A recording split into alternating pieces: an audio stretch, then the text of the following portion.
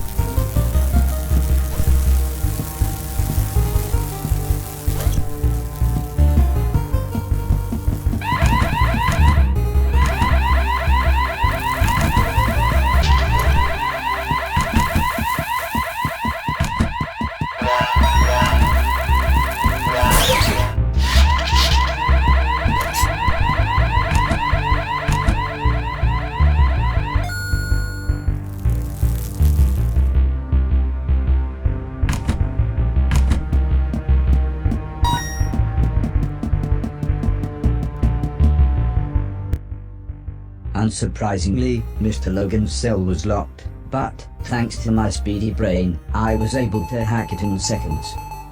Mr. Logan was not pleased to see me. No one ever was. But I couldn't work out why. However, when I mentioned Mr. Silton, he soon cheered up. We quickly made our way outside.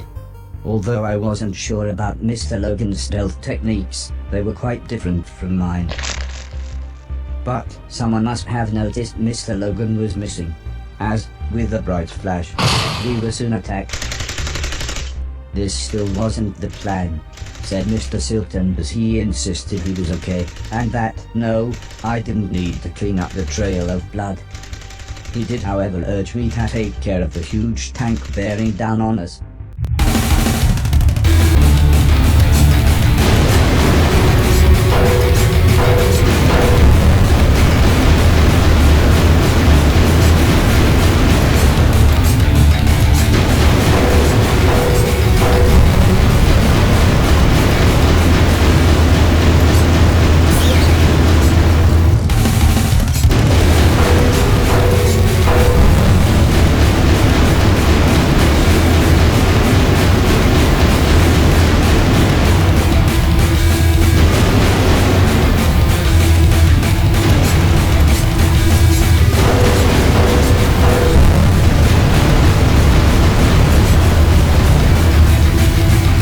We all piled into the van. Mr. Logan and Mr. Preston took out large guns as Mr. Silton gave me some driving software. It basically explained that one foot pump made the van go, and the other one signaled Mr. Logan and Preston to fire their guns.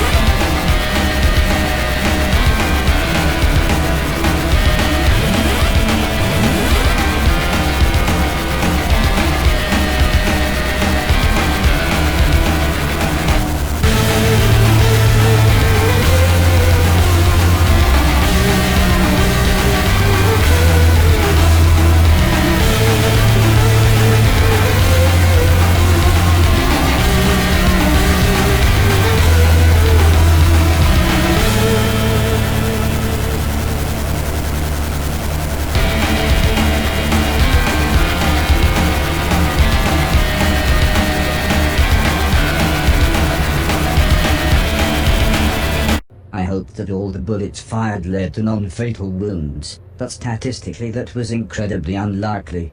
Strangely, I felt too excited and relieved to care. Mr. Silton winced as he clutched his bleeding shoulder and explained how you can't make an omelette without breaking a few eggs. I think broken eggs meant dead people. Sometimes, he said, you have to do whatever it takes to survive, even if that means killing. But not innocent people, said Mr. Logan as he stared straight ahead. Eventually, I asked Mr. Logan what he had done to end up in prison, but he just continued staring out of the window. Mr. Preston smiled as he said, I suppose someone should explain. He told me when the war started, he and Mr. Silton had avoided conscription, but Mr. Logan was called up. His unit's first orders were to sweep through a huge urban area, killing anything that moved. The only trouble was, hundreds of refugees had recently taken shelter there. The generals knew that those people were there, said Mr. Preston, but they couldn't have cared less. This isn't the time for another one of your conspiracy theories, interrupted Mr. Silton. Although this obviously annoyed Mr. Preston, he continued explaining how Mr. Logan and another man deserted, and, after a poor attempt to hide in a wooden vaulting horse, the pair of them were caught at gunpoint on a train, whilst trying to speak rudimentary German. Mr. Logan guided us down a small side street as Mr. Preston complained that he needed the toilet. Mr. Silton asked why we were taking the scenic route while he was trying not to bleed to death. But Mr. Logan gave Mr. Silton a quick glance. "You're fine," he said with the faintest of smiles. Soon the night sky was full of twinkling stars, and I was able to impress everyone with my navigation skills. The software was state-of-the-art, but I remember Heather telling me how the ancients had used the stars in much the same way.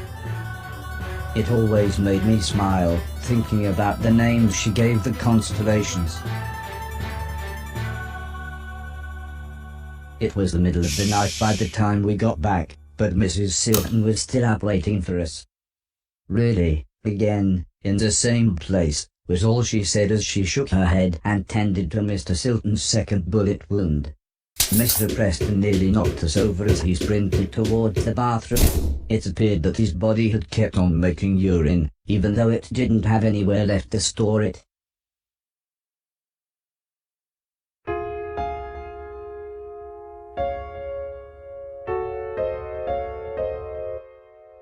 I asked Mr. Silton about Heather and the old lady, but he said he was just about to wash his hair. When I asked him again later, he said the main thing was that we'd got Logan and the van back, and couldn't the rest wait until I had cleaned up the band room for him. I didn't know what to say. Everything we had done, everything I had helped him with, I thought it was all to get everyone back together. But now I didn't know what to think. Before I could say anything, Mrs. Silton explained that it was okay if I only travelled on trains and was alone. I must have looked worried as Mrs. Silton smiled and continued, "If you really want these idiots to go with you, they can disguise themselves and catch the next train after you." Mr. Silton was dismissive, and said I'd get nowhere without proper ID. "They'll be stopping robots for even the tiniest of things," he said. "And a robot passport costs a fortune these days." "Well," said Mrs. Silton, "it's a good job I've got this." Mr. Silton looked confused and asked where Mrs. Silton got the money. "Sometimes," said Mrs. Silton, "when God slams a door in your face and shoots you twice in the shoulder, he opens a window." Mrs. Silton explained how Preston had given her the extra money. He said there was good money to be made selling pills and powder to people that distracted them from the world being an absolute mess. "Bedtime," said Mr. Logan as he carried his guitar into his room. Everyone else left one by one, leaving me stroking the dog.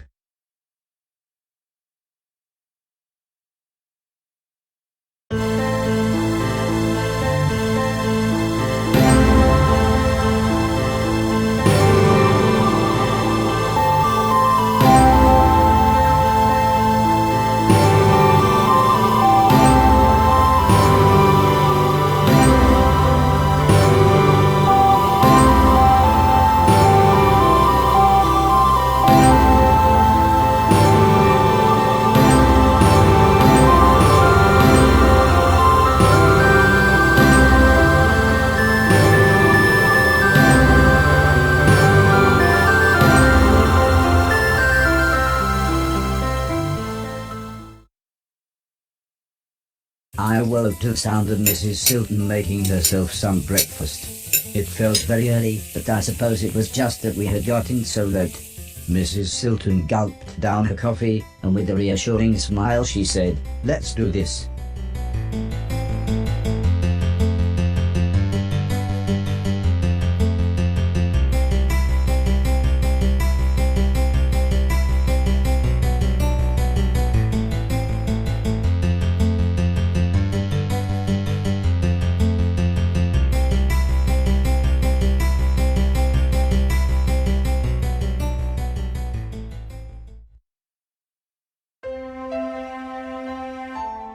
The pedestrian tunnel was far longer than I expected, but it was nice. It gave me a chance to chat with Mrs. Silton. She told me she was from an upper-class family, and that her parents had nearly disowned her when she married Mr. Silton. But she said she really was happy being with her husband. And after all, as she put it, he did provide for her in this messed-up world. However, I couldn't help but laugh when she said how much she liked Mr. Silton's band. I steered the conversation onto the topic of the war. She explained she had been a nurse near some major combat, but she looked really sad, so I changed the subject. I asked her if the town was nice. Mrs. Silton smiled, and described it as a wretched hive of scum and villainy.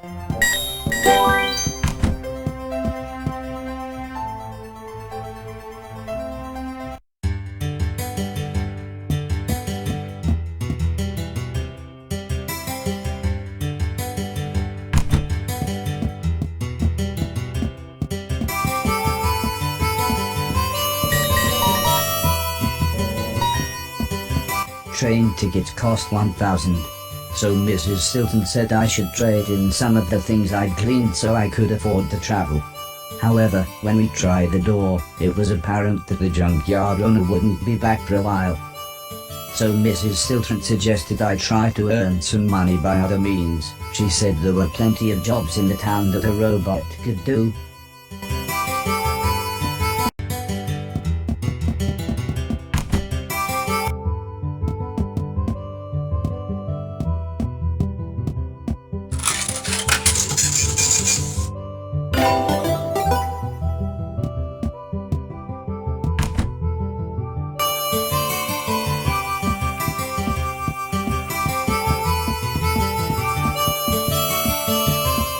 Mind the doors.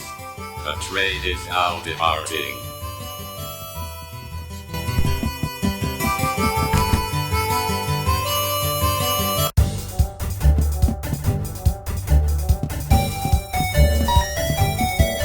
Mind the doors. The train is now departing.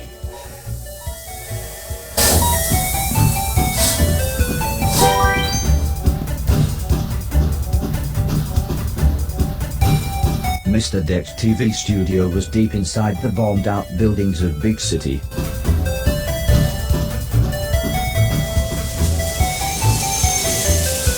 Big City, this is Big City.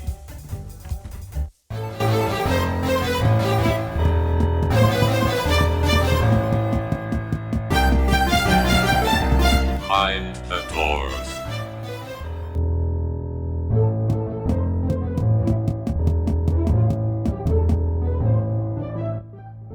Once I'd made my way out of the station, Mr. Silton and the others jogged up alongside me. As soon as they got the chance, they ducked into an alleyway to change their clothes. Mr. Silton was the first to change. Deck's studio's down that way, he said, in that huge posh building, the British Corporation of Truth. The Corporation of Lies and Propaganda, a wretched hive of scum and villainy, said Mr. Preston. And dancing competitions, said Mr. Silton. There are some benches at the other end of the road. We'll wait there till the crew leave, then sneak in through one of the loading bays.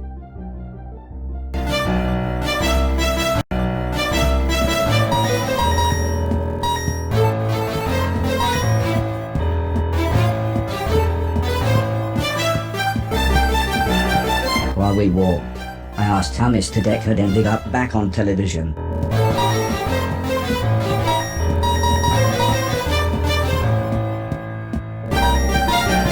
Celebrities weren't very keen on walking down the red carpet at awards ceremonies with bombs falling from the skies, explained Mr. Silton.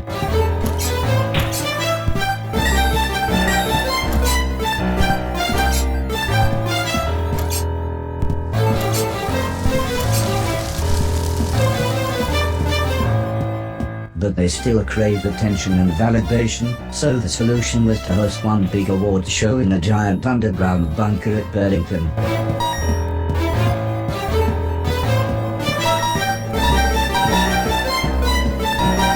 You can't broadcast from deep underground, so they had to run cables to the transmitter through a vent on the surface.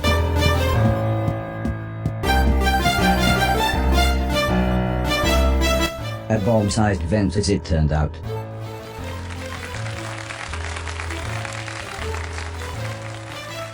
It took a great shot. 1 in a million. The lack of survivors meant Z-listers like Deck were now the A-list by default. Just then, Mr. Logan interrupted, saying it was time to move.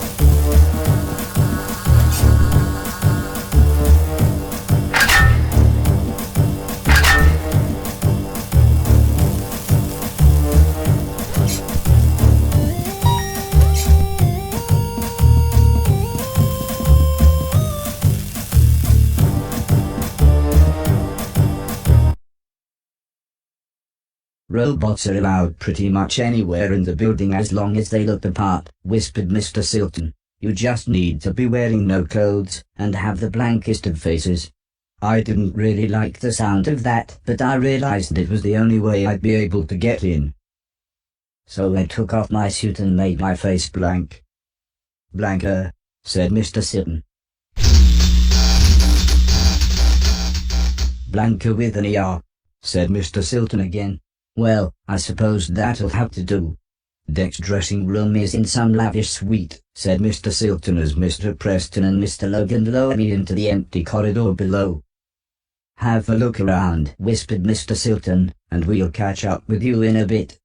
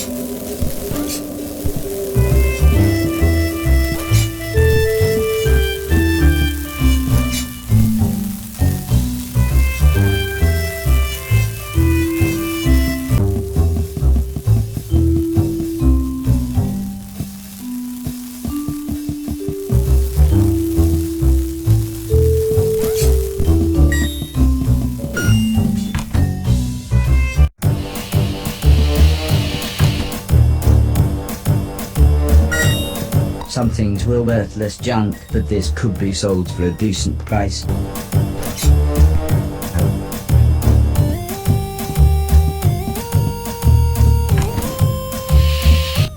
As I approached the group of people, A man in a white lab coat was demonstrating what he called the future of robotics.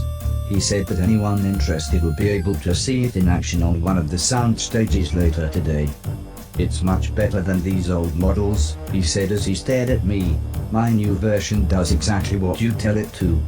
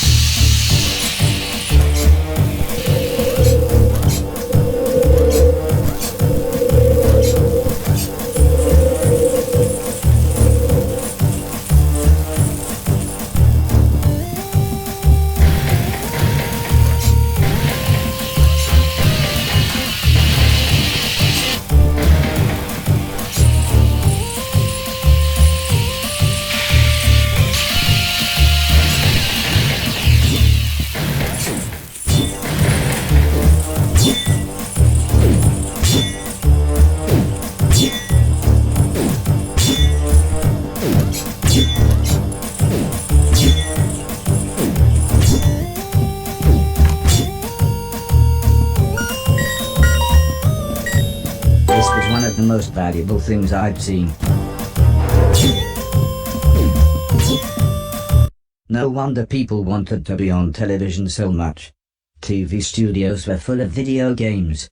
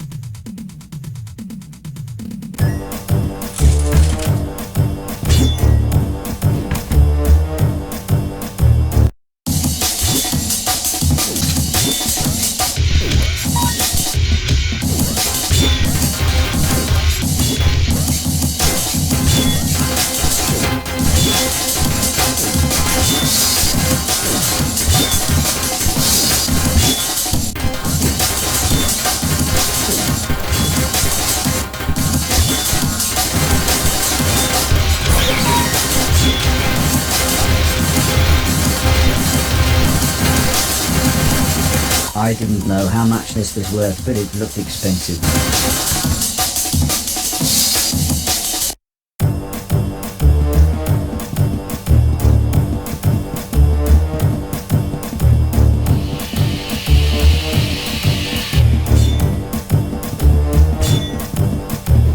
As soon as I entered Mr. Deck's dressing room, he shouted, "Get out!" I said, "I don't want to be disturbed." I was so shocked that I couldn't keep my blank face. Mr. Deck looked confused. "It's you, isn't it? Get away from me, you yellow bastard," he said as he reached for a huge red alarm button, but he was interrupted by Mr. Silton falling from a vent in the ceiling. "All right, Deck," smirked Mr. Silton. "Hello, Barry. And it's Mr. Deck if you don't mind," replied Mr. Deck as he hammered on the alarm button. "Quick," said Mr. Silton as he turned to me, "find a way to stop that alarm." There were 4 alarms left to turn off.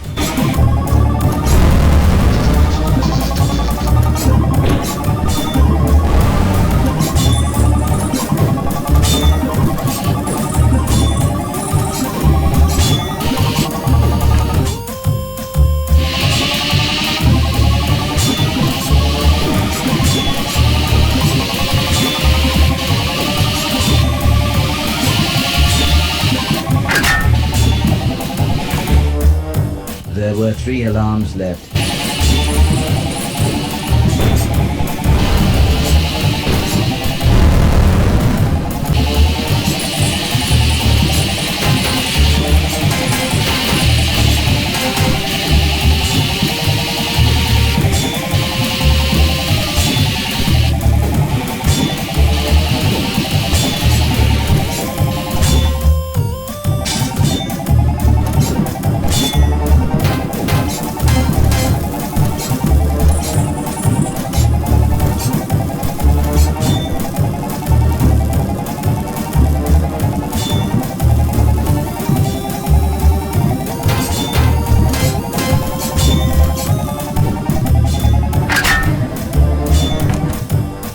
There were 2 alarms left.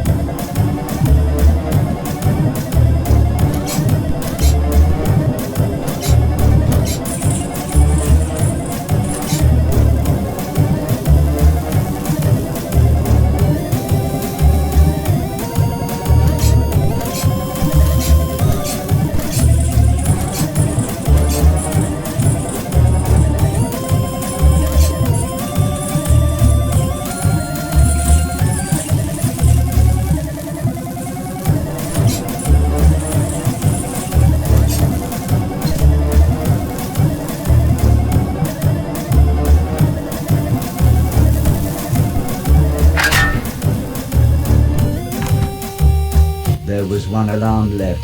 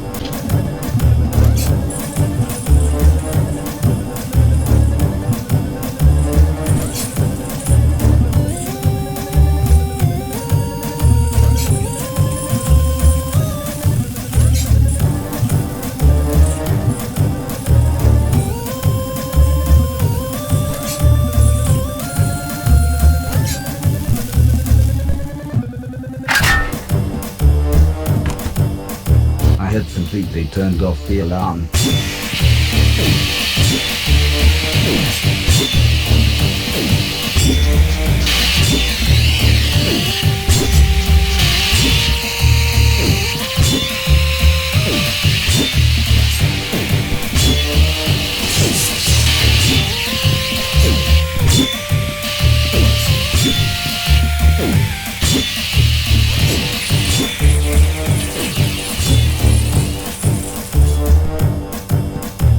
A serious-looking security guard walked into the garden set, so I quickly approached him. I wasn't sure what I was going to do, but I knew I had to keep him out of Mr. Deck's dressing room. I attempted to resume the blank face that Mr. Silton had shown me as I announced that Mr. Deck was not to be disturbed. For some reason I said it in an unusually high-pitched voice, which didn't seem helpful. The security guard's eyes narrowed. Now in a full panic, for some reason I decided this was a good moment to do the finger guns for the first time.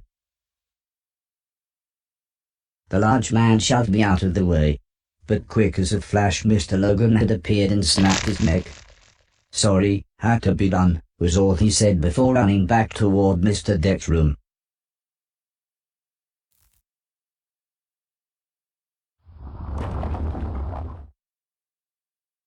"I didn't know you shredded the axe," said Mr. Logan as he placed an acoustic guitar into an ornate sarcophagus. "I don't," said Mr. Deck. "I got it for Elton John to sign." For once, everyone else looked as confused as I did. "We'll take this wine, and this portable TV," said Mr. Preston as he packed the coffin with as many expensive things he could find. "These bathrobes are pretty fancy as well." "Put those down," said Mr. Deck. "Elton John gave me those." "What's with you and Elton bloody John?" asked Mr. Silton, but Mr. Deck just looked angry. "Why are you doing this?" he said. "There's easier ways to get good wine and cheese. You can't just burst in here and take my stuff." A large smile crept across Mr. Silton's face as he said, "Oh, it's not just your stuff we're taking." "You try to take me anywhere," said Mr. Deck, "and I'll scream this place down. I know people in high places. I'll have you executed, and that little yellow bastard dismantled.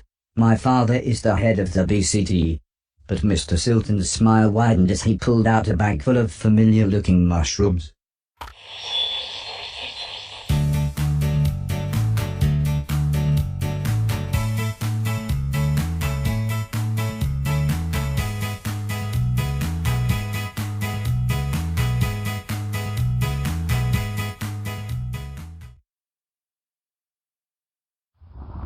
"Robot, take the sarcophagus this way back to the loading bay," said Mr. Silton. "We'll climb back through the vents and meet you there."